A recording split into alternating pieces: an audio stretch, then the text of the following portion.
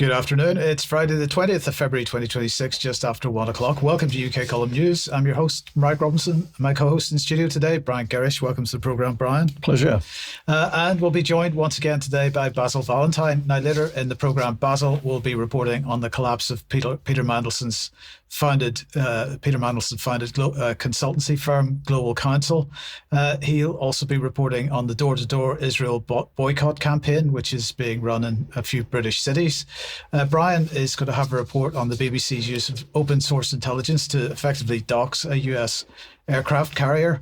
And I'll be taking an initial look at this week's AI summit in India and also Donald Trump's announcement on UFOs. But we're going to begin today with, of course, the former Prince Andrew, because as everyone will know by now, he was arrested yesterday as a result of a police investigation into misconduct in public office. So here's the BBC report on that. It has to be said that particular image on the front page there of him on the car on the way home from having been released by the police, he does look somewhat haunted, Brian. Well, I've noticed this on several photographs, Mike, including of ones where he's been sat on a horse for his Sunday ride or whatever recreation sport he undertakes. Not that we're suggesting that anybody should feel sorry for him at all, by the way. But anyway, of course, this investigation is not into any kind of sexual impropriety or allegations of, but because of the alleged sharing of information with Jeffrey Epstein while he was trade envoy for the British government. Now, the first question that may spring to mind is why now? There was much discussion on social media yesterday of the fact that it was his 66th birthday and the possibility that 6 police cars were involved in the operation to arrest him. I'm sure that was just a coincidence. If we put this on screen, people might get the point. We'll talk extra about why I'm showing that particular image of the then Prince Charles at the Davos launch of the Great Reset. But anyway, back to Andrew for a moment. 2 properties were searched while he was held in custody yesterday, and those searches are apparently continuing today. So the question then is, what is misconduct in public office? It's a common law offence that can be tried only on indictment. It carries a maximum sentence of life imprisonment, and the Crown Prosecution Service talks about it being a serious, willful abuse or neglect of the power or responsibilities of the public office held. There have been many people, Brian, over the years that we would have considered to have committed misconduct in public office. This is the first formal investigation and potential prosecution. I mean, what are your thoughts on where that sits in amongst all those other examples? Well, for me, Mike, the immediate one must be that, of course, so many eyes are still on Keir Starmer himself as being in post during the Jimmy Savile affair with the Crown Prosecution Service. But of course, it was the desk officer who made the mistake and failed to push through to prosecute. So in particular, to hear Keir Starmer at the moment saying that nobody is above the law. Well, we're just going to come on to that. Okay, sorry, a spoiler there, spoiler alert. Yeah, so let's just hear the comments of, as Brian just mentioned, of a man who was in a previous job running the Crown Prosecution Service. Whether it's Andrew or anybody else, anybody who's got relevant information should come forward to whatever the relevant body is. In this particular case, we're talking about Epstein, but there are plenty of other cases. It is anybody who's got information relating to any aspect of violence against women and girls has, in my view, a duty to come forward. One of the core principles in our system is that everybody is equal under the law and nobody is above the law. Basil, let me welcome you to the programme here, and let me just ask you, is it the case that no one is above the law in this country? No, not at all, Mike. The monarch is protected by sovereign immunity, which is a wide-ranging constitutional principle exempting him from all sorts of criminal and civil liabilities. It's deeply ironic that it should be in the reign of Charles III, that sovereign immunity, which of course Charles I thought he enjoyed, should be a subject again. It's been buried for the last 300 or 400 years. I'm surprised that Keir Starmer's words didn't stick in his throat there about violence against women and children, given that when he was Director of Public Prosecutions, he declined to prosecute Charles's friend Jimmy Savile. But it seems the gloves are off where Andrew is concerned. 7 police cars turned up to arrest him yesterday in what was clearly a show of force. The gloves appear to be off in his case. And the State Immunity Act confers immunity on the head of state and also extends to members of the family forming part of the household. That's the exact wording on the statute. Obviously, as like a lot of legislation passed recently, very woolly phrasing, open to a wide variety of interpretations. But it's generally understood that it doesn't automatically apply to the monarch's children. Andrew is no longer the monarch's son. He is now the monarch's brother. So we are given to assume, given that he was arrested and may be charged, that it doesn't apply to him. But Starmer is wrong when he says no one is above the law, because Charles seemingly is. Yes, thank you for that, Basil. So the question then is, what is going on here? Well, in my opinion, this is all sheer distraction. Several people have now been thrown to the wolves. McSweeney, Mandelson, Wormold, and now Andrew. It looks to me like the hope is that the hope is that they absolutely stay well and truly above so that some rather absolutely stay well and truly above the law by sacrificing some other patsies. The lid has to stay on this Pandora's box, because the problem here is that Epstein was a symptom of what I think is a systemic issue, which has always been at the heart of Britain's elites. I believe this has the capability of bringing the whole lot down, perhaps, if it should actually get some proper investigation. Basil, I think the constitutional principles that this country stands on, immunity aside, should be defended at all costs. But we've had an occupying power running this country for generations, and that we might call it a parasitic power, is utterly evil. It operates well outside those constitutional limitations. So I'm going to suggest that this can't stop at Andrew. The pressure needs to be kept on, and we need to flush quite a number of people out of this little network that exists in this country. Yeah, I mean, obviously more and more people in the wake of the Epstein files are waking up to the fact that there's a real cesspit of corruption at the highest levels of government and amongst an increasingly obvious elite of corporate interests, politicians, lobbyists, and to some extent, obviously, the royal family, given that, that what Andrew was arrested for yesterday was passing on state documents to Jeffrey Epstein, and thereafter, who we're given to understand may well be a Mossad agent, and thereafter to, whoever he chose. On the wider issue, Zach Polanski has this morning called for an inquiry into public figures alleged to have committed offences. He said, we need a really full statutory inquiry into figures from institutions where crimes have been committed, if they've been committed, what we knew, what other people in those institutions knew, and where necessary to make sure that the appropriate people are removed. He said he did not believe that the country should have a monarchy. The conversation has been opened about the monarchy. It's undoubtedly the biggest crisis since the abdication, if not bigger than that, really. A poll in the Daily Mail yesterday, which, take with a pinch of salt, said 75% of people would wish to retain the monarchy. But even if those figures were reversed, there's no mechanism for Britain becoming a republic. Is it even desirable? Tony Blair president? Definitely not. It's not as if we have a referendum every year and decide whether or not to keep it. So it doesn't really matter how much trouble the monarchy gets into or creates for itself until there are thousands of peasants at the gates of Buckingham Palace with pitchforks. Nothing is going to change on a constitutional level. Absolutely. Brian? Well, I just wanted to say that for me, I watch with interest as everything deflects around what was actually happening in the Epstein ring, which was the abuse and sexual abuse of young women and girls. This is child abuse. This is what it's about, but it isn't being tackled on the basis that it's a well-established high level paedophile ring. We're deflecting it with, oh, well, documents, economic documents might have been leaked. So I think we're into classic long grass here. And of course, come back to Starmer, for Starmer to putting his sixpenneth worth in when Jimmy Savile either got past his gaze or was facilitated.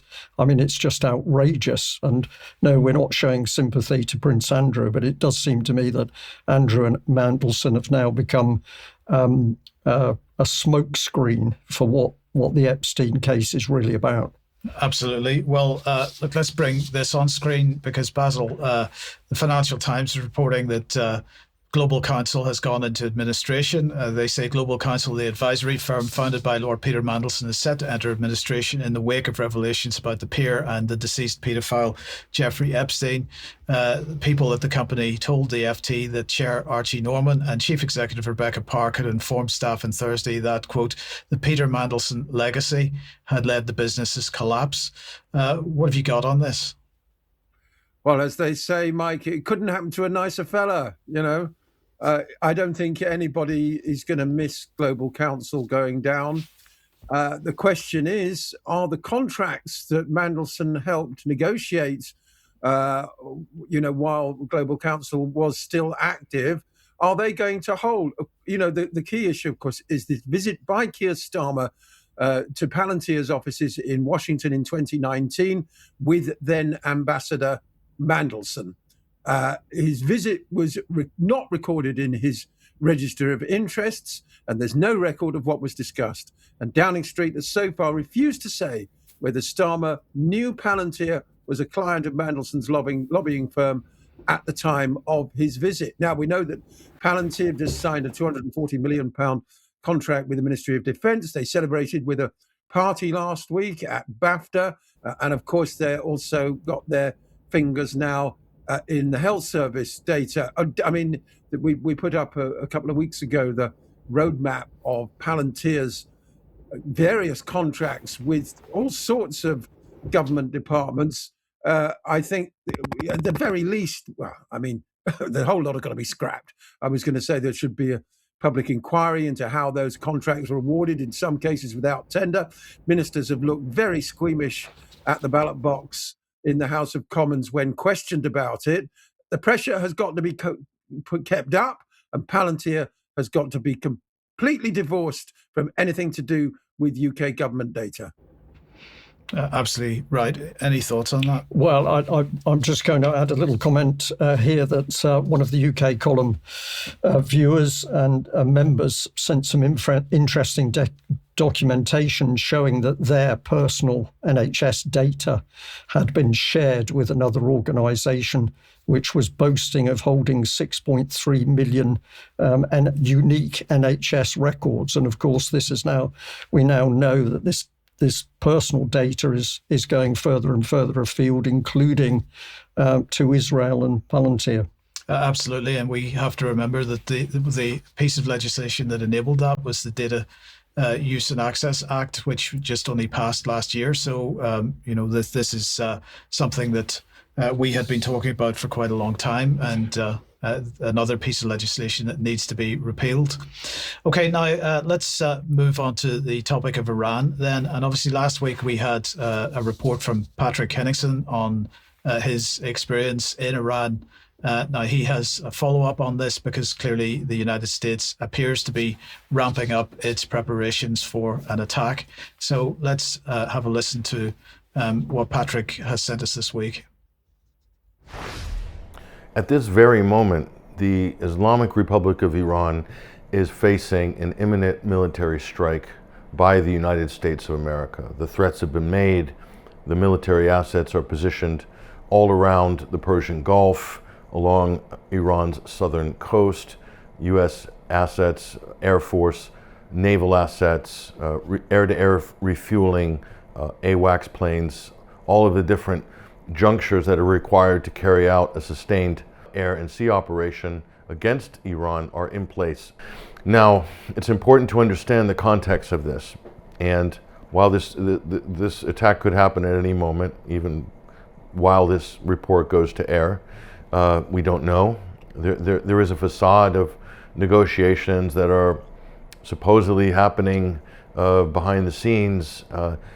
Where that heads anywhere productive is anyone's guess. If you go by previous negotiations that the United States had claimed to have been having anyway with the Iranians, it was used as a ruse in order to allow Israel a chance to mount a sneak attack against Iran last June. Of course, that was the infamous 12-day war, whereby the Israelis at the end were getting pounded so hard by the Iranians that they begged the United States, those are the reports anyway, they begged the United States to come in and basically draw a line under it, and the United States launched massive strikes supposedly against Iran's nuclear facilities, but we all know that's not what it was about. This was an attempt at regime change by the Israelis. The United States came to mop it up at the end to fight another day. That other day has arrived.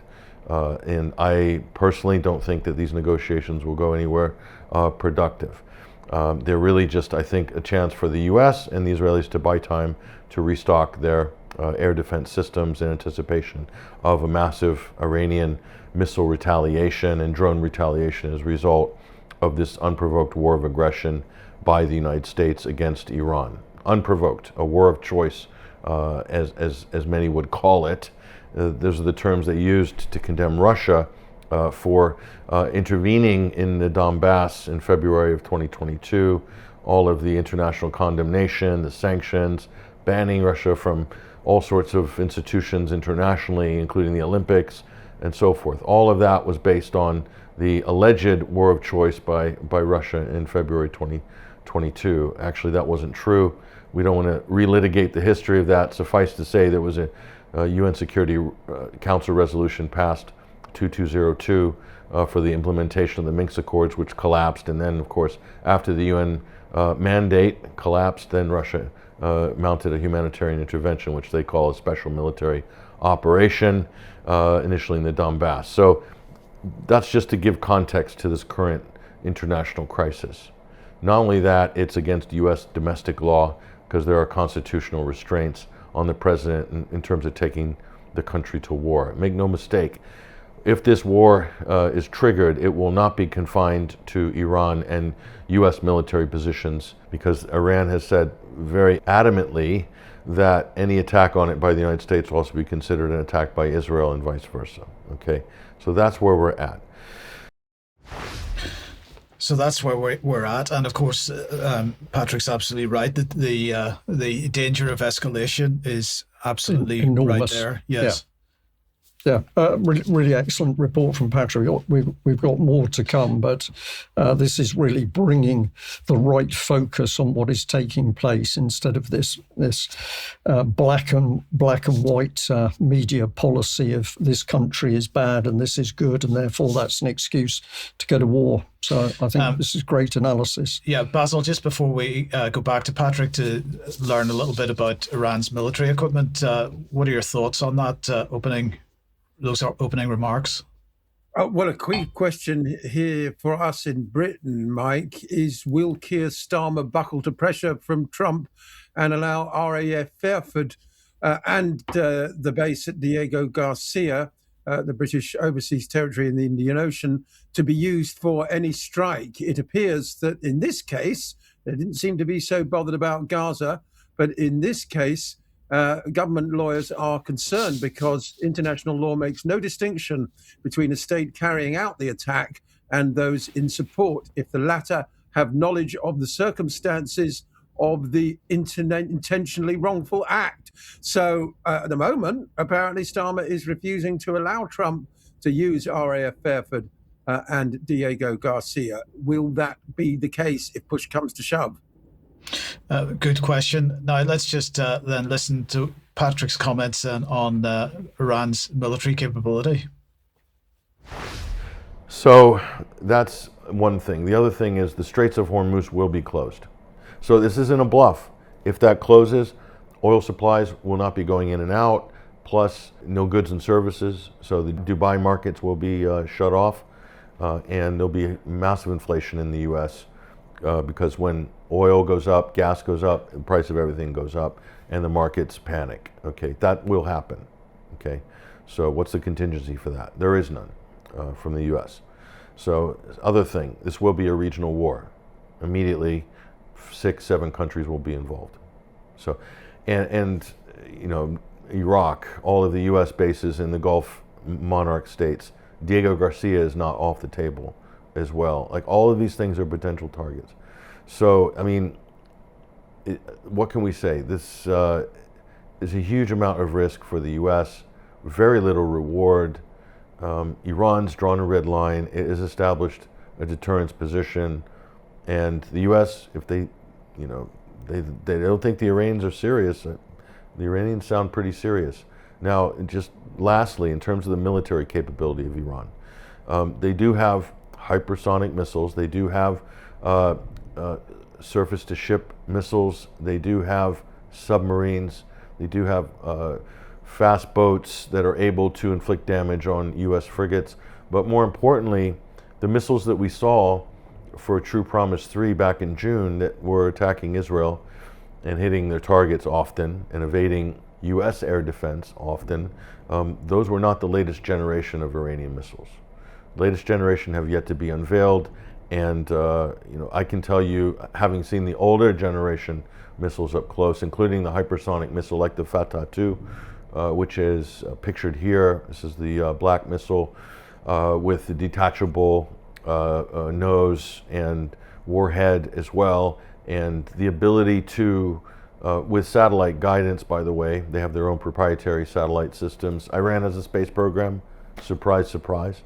The ability, we're told, to hit moving targets. So think about that. In excess of Mach 10, we're talking Mach 15, Mach 20 hypersonic missiles, and the ability to, in some of these missiles, to be able to hit moving targets. What does that mean? That means large naval vessels. So, I mean, it's a gamble. The U.S. could lose some naval assets if they decide to press the button on this war. So it's a big gamble. What can we say? Iran has drone technology that's on par with U.S. drones. They can launch thousands of these drones. They can overwhelm U.S. air defense from U.S. ships in the region very quickly. And the same with Israel as well. So, you know, don't think that Iran is short of drones. So they have all the various waves in order to conduct an effective operation with the capabilities that they possess. Simple as that. So this would be a huge gamble by the U.S. There's a lot of risk involved, and we don't discount the possibility of Russia and China becoming more involved in this. That's going to further complicate things, not just now, but down the road. The other thing you have to understand is this is all native technology by the Iranians in terms of their military-industrial complex. That's because they've been under sanctions.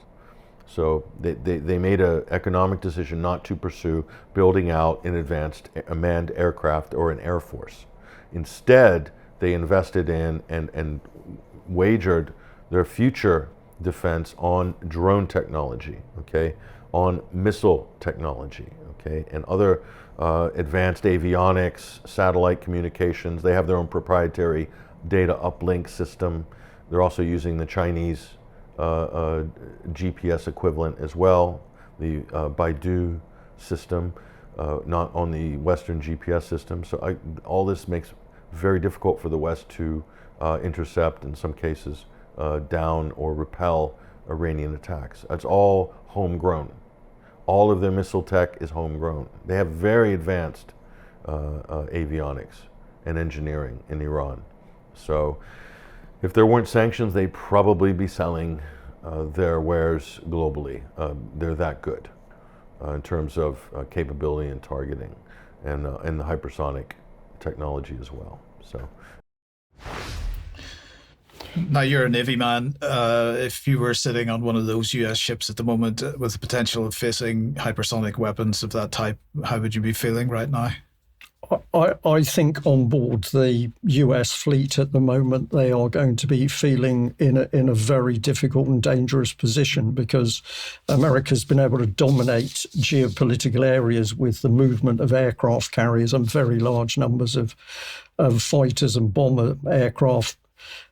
In this case, we've got these massive carriers, very, very big, and therefore very big targets facing missile systems which previously were talked about, but now we're seeing them coming into play, not only with the Russians in Ukraine, but also with Iran using them against Israel.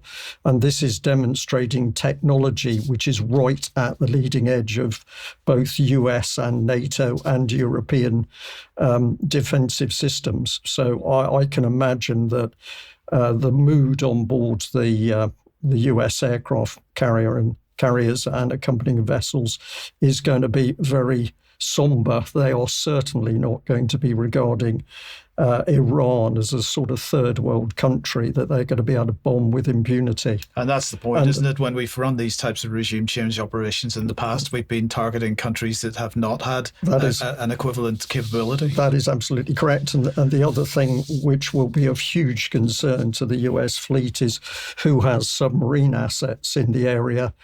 Now, that could be Iran, but it could also be China, it could be Russia. And this is something which I can tell you will be forefront of the debates on board that carrier group as to how they're going to conduct their mission and defence of the group itself. Okay, let's listen for one final segment from Patrick here. And the question is, who exactly is Iran attacking? Iran has not attacked the U.S. Iran poses no threat to the U.S. If they pose a threat to U.S., let's say, bases in the region, that's only as a result of the U.S. mounting an unprovoked war of aggression against Iran, which they're planning to do now. So who's to blame if the shooting starts? It's not Iran. It is the United States. And behind it, the state of Israel. Okay? It's pretty clear right now. This is not a war that has to happen. It's not a war that should happen. There were perfectly workable agreements regarding Iran's nuclear potential, which were already reached years ago with the JCPOA and the P5+1. That was a deal guaranteed by Europe, Russia, all sorts of countries. And Trump just tore it up at the orders of the Israeli lobby in May of 2018. Didn't need to happen. That's led us to this point here. So this is a war that the neocons, that the big money, the globalists that back Trump, this is a war they've always wanted. And so the question is, are any other countries, sane countries, going to step up and try to mitigate what could potentially careen into a World War III situation? That's the big question. The other thing is culturally, okay, this complete stereotype that, Iran represses their women. I mean, as if this is a legitimate justification to go to war. I mean, come on. We went out in Tehran in the evening markets, and we saw, I was in a space, hundreds of women and men in a evening, the busiest market in northern Tehran. Half the women were not wearing a hair cover. Not that should make any difference. Iran shouldn't have to prove itself to the West that it's liberal enough, that the women are showing their hair, therefore it's a legitimate democracy. It's a ridiculous line of argument from the West. But just as it goes, women are not forced to wear a headscarf, just so you know. That shouldn't be the most important issue, but people are obsessed with it in the West because it gives them a feeling of moral superiority in the West with their liberal values for some reason. But there are all sorts of different people in Iran, all sorts of different lifestyles, all sorts of different fashion accessories, and a whole range of conservative to liberal spectrum of beliefs and so forth within society, a full spectrum. It does lean heavily conservative and religious, but some countries are like that. But because that's a Muslim country, it seems that the West kind of have a problem with that. I'm Patrick Henningsen for the UK Column News. So again, some good analysis from Patrick, but we just seem to live in a world where at the moment the West, which is clearly rotten, we see this more and more, stands on a pedestal dictating to other countries that it accuses of being more rotten. It's disgraceful stuff, and I think the last thing we need is more carnage in the Middle East. Let's just move on to the subject of the BBC. And a few days ago, I was intrigued to come across an article which was talking about the BBC Verify teams. They were boasting that they'd been able to track down the Abraham Lincoln, the major aircraft carrier that the Americans had moved into theatre to deal with Iran. And you can see on screen that they were boasting of having been able to take data from the European satellite Sentinel-2 Copernicus. And for me, this was very significant because although it might sound strange to the general public, the Americans will indeed be trying to hide the precise position of their huge carriers and the associated defense force in the space of the ocean. They will be trying to hide in the ocean, where they are in the ocean, where they're moving to and from.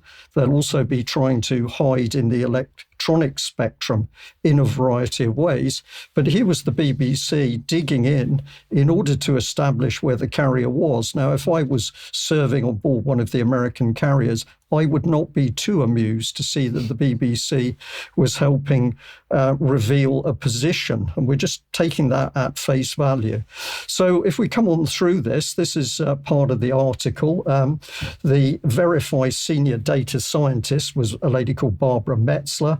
And it says here that BBC Verify has been monitoring the US buildup in the Middle East over the last few weeks as Washington continues to put pressure on the Iranian government over its nuclear program.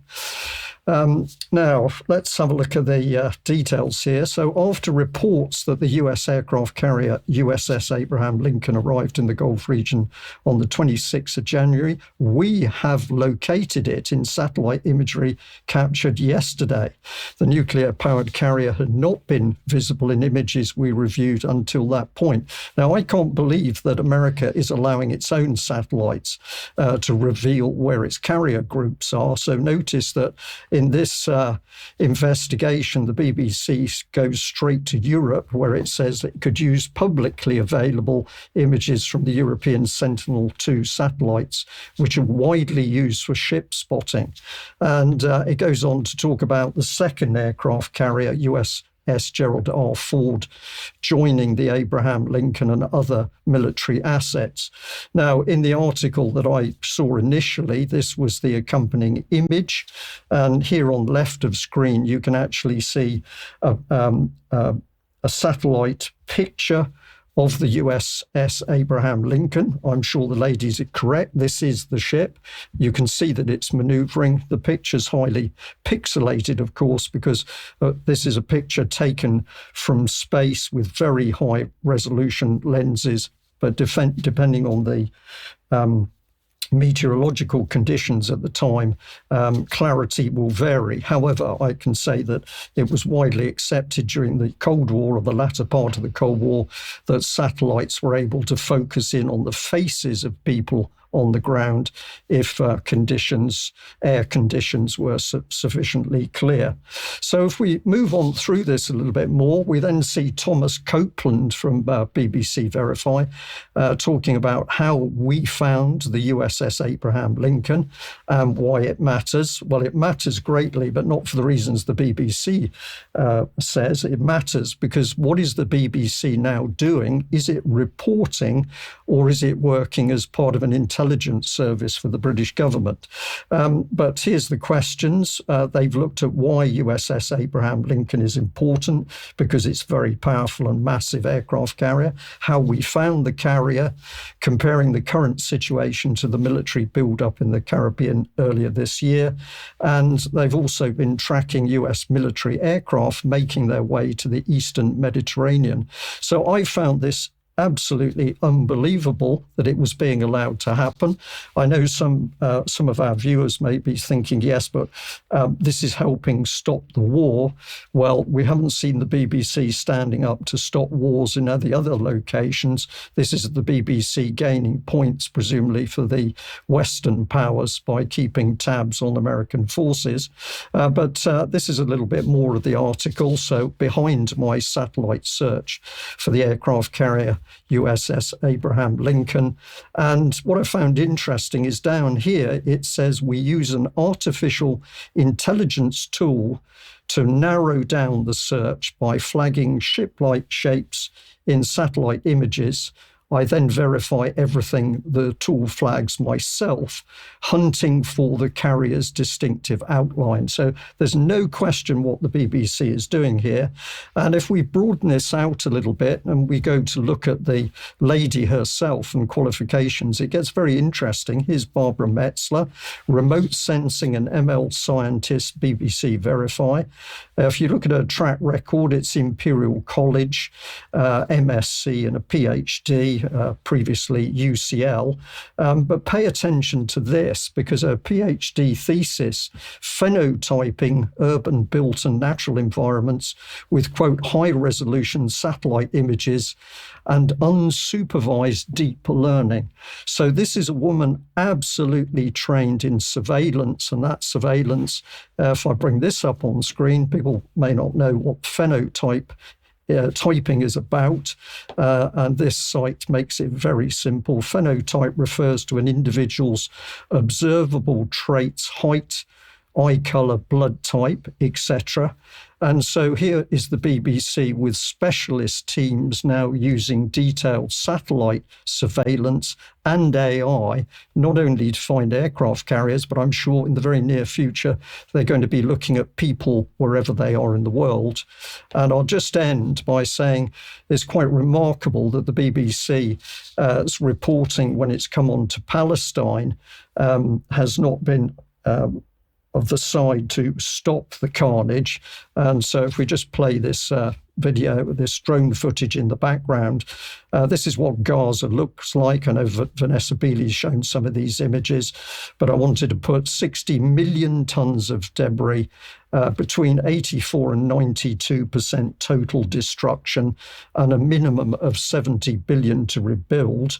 At the same time, the BBC's satellite analysis capability good enough to show that in this left-hand screen, we had IDF vehicles near a wastewater plant, but by the time they'd evacuated, you can see that the plant itself has been destroyed. So what is the BBC up to? Is this news reporting or is this selective reporting in order to help combat on the ground? And I'll just end by the Gaza deaths, because there's been now correlation of figures between organizations, 75,000 in the first 15 months of Israel's military assault, of which 56% comprise children and elderly. This is from Palestine Center for Policy and Survey Research, backed by the UN and Lancet. But of course, thousands more bodies are in the rubble. We wait to see the BBC clamouring to stop the carnage there and to stop the carnage that's about to unfold in Iran. Okay, let's move on then. If you like what the UK column does, we need your ongoing financial support. If you possibly can, please consider joining as a member or making a donation. And if you have a look on the front page of the website, you'll find a way to do that. If you can't help us out financially, please do share anything that you like that we publish, because that helps us beat the censorship regime. Now tonight, Jerem and I and Charles are speaking about the globalist attack on farmers, and including the United States, Europe and South Africa. And Jerem's position really here is that what's happening in South Africa is being packaged as racial, but it's actually part of UN policy and so on to centralize agricultural land under state control for the purpose of a sustainable future. So join us for that at 7 p.m. tonight. Now, Vanessa has published an article, we published an article for her on the UK Column website entitled Is British Intelligence Radicalizing Children in Syrian ISIS Prisons for the Long War Against Iran? If you haven't read that yet, please do. And then Charles is has published a comment piece called Blindfold Briefing onto the breach. And he's talking about the drive for conscription and national service in the UK with the Armed Forces Bill, which he says could rightly be regarded as the warm-up act for conscription. So do read that. And Brian, Monday is a special anniversary. Yes, tragically, we're 4 years into the war in Ukraine with the carnage which goes on because the West does not want to stop that carnage. It's to the West's benefit. The war continues. A little bedded image is more footage of when the Ukrainian recruitment squads have been trying to pick people up from the streets, and it's absolutely tragic to see families trying to defend men who are being dragged off to the front to almost certainly be killed. So we'll be having a deeper look into what's happening in Ukraine on Monday. Basil, let's come back to you then. And well, if we just bring this LBC article on screen, first of all, activist accuses pro-Palestine campaigners of Jew hunt as they go door to door asking people to boycott Israel. Now, this has had a massive response from the usual suspects. So this is the Israeli embassy in the UK. What happened in Brighton and Sheffield was a disgrace. Compiling lists of homes and businesses to enforce a boycott of Israeli products is not principled protest, it's intimidation. Targeting people in shops because of their Israeli identity echoes some of the darkest chapters of European history.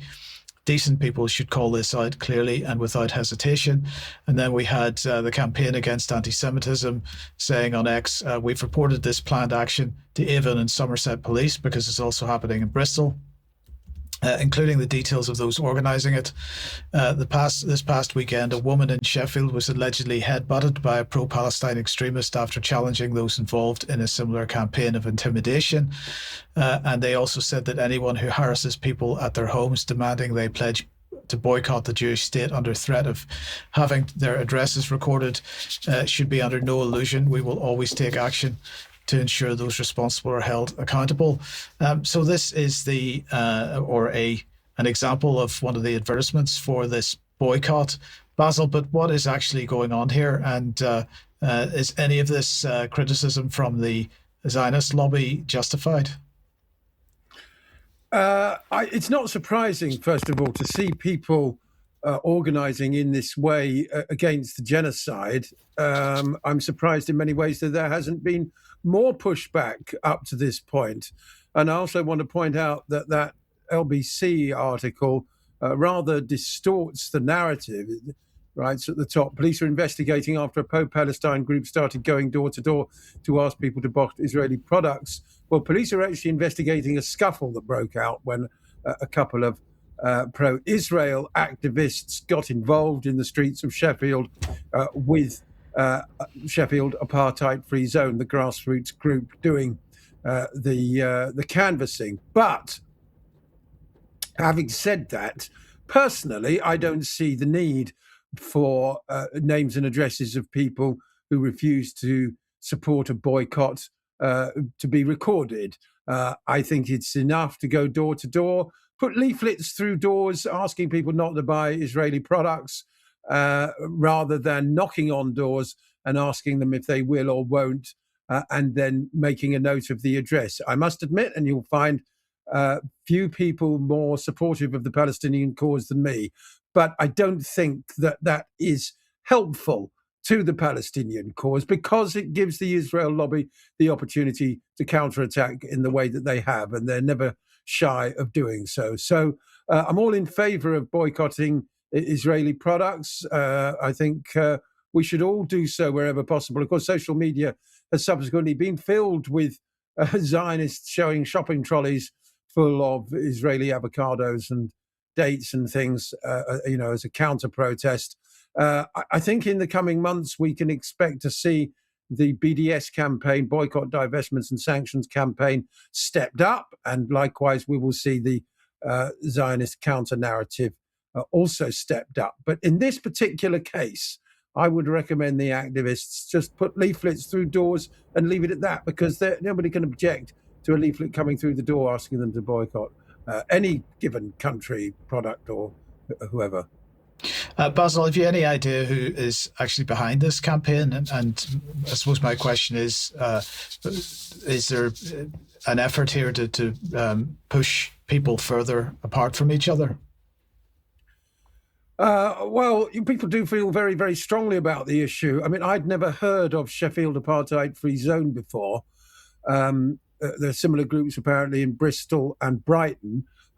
Bristol and Brighton, Sheffield as well, obviously, are places where there are large numbers of left-wing leaning people. Brighton has a Green MP, after all, and the Green Party certainly was due to debate a motion that Zionism is racism at its spring conference. Whether or not that'll actually happen, I'm not sure. Zach Polanski went head-to-head with Ian Dale on LBC a couple of days ago, talking about this. I mean, Dale is a complete dinosaur when it comes to the issue. And Zach Polanski, well, of course, he's Jewish, so it's very difficult to accuse him of anti-Semitism, whatever position he takes. But these grassroots groups have doubtless grown up amongst activists associated with more formally recognized organizations like the Palestine Solidarity Campaign, possibly the Green Party. I don't know where their other allegiances lie. And in private conversations, whatever, they've decided, let's take things a step further and get a local boycott of Israeli products going. I'd be all in favor of that, but I don't see the need to record whether or not people have agreed to support a boycott, because, as I said, that leaves the door open to a counterattack. Yes, thank you for that, Basil. Now, in related news then, we got a bit of a preview of it there. The Jewish Voice for Liberation here asking the question about government ministers' families being in the IDF, and is that why there have been no prosecutions on the question of genocide? Well, there's every chance. Richard Hermer is one. Of course, the chief rabbi, Ephraim Mervitz, who certainly seems to have the ear of the Church of England. The new female archbishop went to see him straight away as soon as she was appointed. And I did an investigation with Palestine Declassified into the relationship between the Crown Prosecution Service and the Zionist lobby. And we know that the prosecution of Palestine Action activists as terrorists, a prosecution, of course, which has completely collapsed, is almost certainly the result of Zionist pressure, because Zionists like to frame anybody opposing the genocide as a terrorist for some reason. The very tight relationship between the UK establishment and Israel. We've just seen the new so-called shadow cabinet of reform, Suella Braverman and Robert Jenrick, elevated, parachuted into senior positions. Jenrick has gone so far as to say there should be an Israeli flag at all points of entry into the UK, both of them ardent Zionists. So, no, the law isn't applied equally. It came out a few days ago that there are thousands of IDF soldiers, dual nationals all over the world. Tucker Carlson says he thinks they should be stripped of American citizenship. And yes, if people have taken part in war crimes, in genocide, whoever they are, wherever the conflict took place, then they should be prosecuted with the full force of the law. But that doesn't seem to be happening. Thank you, Basil. Thank you very much for that. Now, let's move on then to the AI summit that's going on in India at the moment. So this is the AI Impact Summit being taking place this week in India. Now, Ben's going to be reporting this in more detail in Monday's news program, but just to preview that report a little bit, let's just a quick have a quick look at a couple of developments. First is the question of Bill Gates' attendance or not. Because earlier in the week, this week, the Gates Foundation said that Bill Gates would be giving his planned keynote address to the summit. But yesterday, possibly related to the furore over, or at least inspired by the furore over Andrew's arrest, Gates Foundation India made this statement saying, after careful consideration and to ensure the focus remains on the AI Summit's key priorities, Mr. Gates will not deliver his keynote address. The Gates Foundation will be represented by Ankur Vora, President of Africa and India offices, who will speak later today at the summit. So this resulted in comments on X, making it clear that people do not consider Gates' connections to Epstein make an appropriate person to be in India. But, well, people can make up their own minds about that. Another cause of a social media meme fest, as it was described, was the Gautier University attempts to claim a Chinese-made mass-produced robotic dog as their own innovation. That was pretty embarrassing for them. But the rest will wait until Monday, until Ben covers this. But on slightly broader AI news, I just wanted to highlight this story, which hasn't really spread much beyond technology discussions yet, because a few months ago, Sandy Adams was raising the issue of agentic AI on this program. And this is where a human being produces a definition for what kind of AI agent they want to create, and then simply set that agent running while they sit and watch Netflix or something. The idea is to get the AI to do the work while the human plays.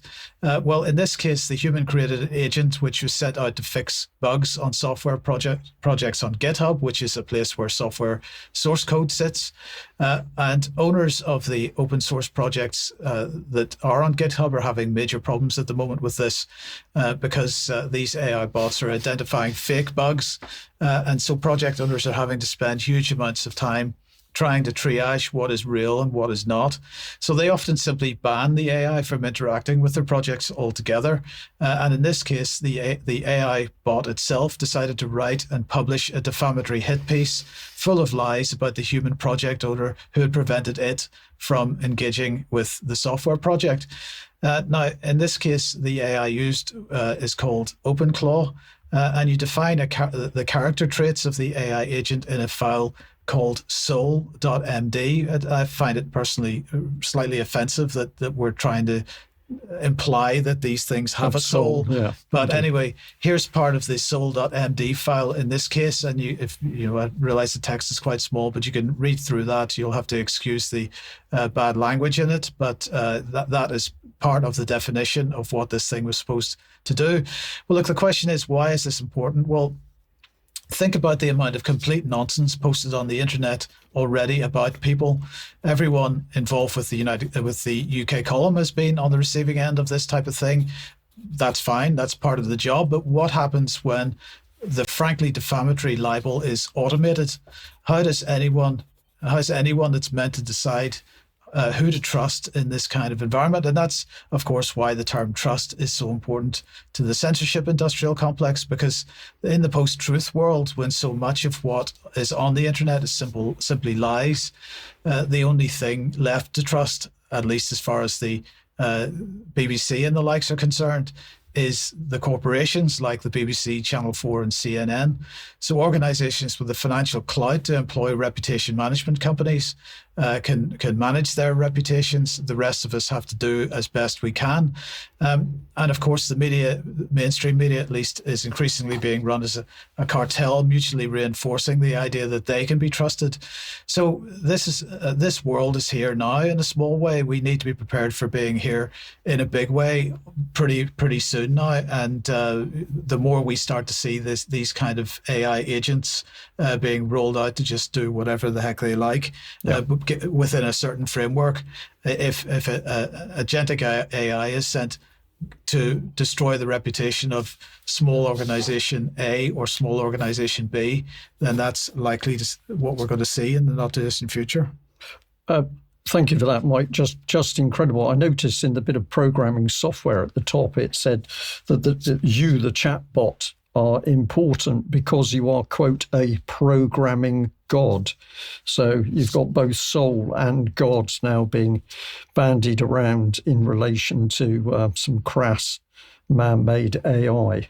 Absolutely. But we'll talk more about that in extra as well, I've no doubt. Basil, let's come back to you then. And the question of the word Palestine, which, well, if we put this on screen, this is a report on the British British Museum, removing the word Palestine from displays. Now, this, of course, is supposed to be an organization which is highlighting history and historical topics and objects. So how does this work?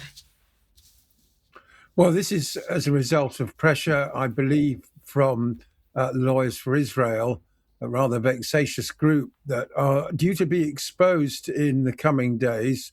There's a lot of work being done into exactly who they are and they work for. They're being reported to the regulatory body for solicitors in this country. The British Museum have taken the word Palestine off various displays. Ironically, simultaneously at the Saatchi Gallery in London, there's a modern work of art which refers to Palestine when referencing places that are currently within the state of Israel. And the furious about that, of course, it's the artist that has decided to designate these places as Palestine. And the Saatchi Gallery, the Saatchi brothers, of course, being very well-known Jewish advertising moguls, they're refusing to change it because it's the artist's wish that it be referred to as Palestine. But the attempt to remove Palestine in the British Museum is part of a wider genocide campaign. I mean, genocide is the total erasure of not just the human beings, but also the history. People are in the Israel lobby are determined to claim that Palestine never existed. Of course, it was part of the Ottoman Empire, the Palestine Mandate. You can see passports. I mean, in fact, even Golda Meir, the former Prime Minister of Israel, admitted that she was born in Palestine. So it's very, very disappointing to see. This seems so petty, but they are very petty. They got some children's artwork, children from Gaza's artwork, taken down from the walls of a hospital. What possible purpose does that serve? Wherever possible, Palestinian voices are silenced. Brian put up those pictures of the devastation in Gaza, tens of thousands of people killed, no prosecutions. Imagine for a moment that those were the pictures of Tel Aviv and there were soldiers from whichever countries had perpetrated those atrocities running around in Britain. What do you think the news cycle would be then? What would politicians be saying? What would the Crown Prosecution Service be doing? So tremendous double standards here, absolutely appalling. And we'll talk more about that after the break. Any thoughts? Well, I saw and read the article about the British Museum, and I was immediately curious as to what the real power base was that had forced that change. And my own research quickly suggested that we were coming back into links with certainly pro-Israeli, pro-Zionist agendas. We are approaching a really dangerous position in this country now, because it has become very clear, and for me, I highlighted back in David Cameron's time that the moment he said publicly that his loyalty to Israel was unshakable, it meant that the Prime Minister himself, and therefore presumably the whole of his cabinet and power base, was loyal to another country, and therefore UK and existing citizens of whatever creed and colour came second. And I think we are now well beyond that, because we've seen successive prime ministers, Keir Starmer is another one, but also senior politicians declaring loyalty to another country, namely Israel, whereby they are saying to all the rest of us, you'll just get what we tell you. It's outrageous. If the other country was Italy instead of Israel, people would very quickly be pushing back. But it seems at the moment that we no longer live in a free UK. We've got a foreign power which is now closely controlling not only foreign policy, but policy in the country.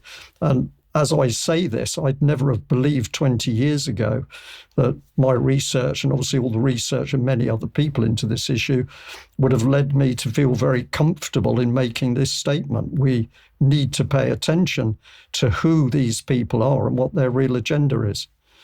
Okay, let's end on a lighter note then and bring a comment from the real Donald Trump on screen, because he's saying that based on the tremendous interest shown, I will be directing the Secretary of War and other relevant departments and agencies to begin the process of identifying and releasing government files related to alien and extraterrestrial life, unidentified aerial phenomena and unidentified flying objects, and any and all other information connected to these highly complex but extremely interesting and important matters.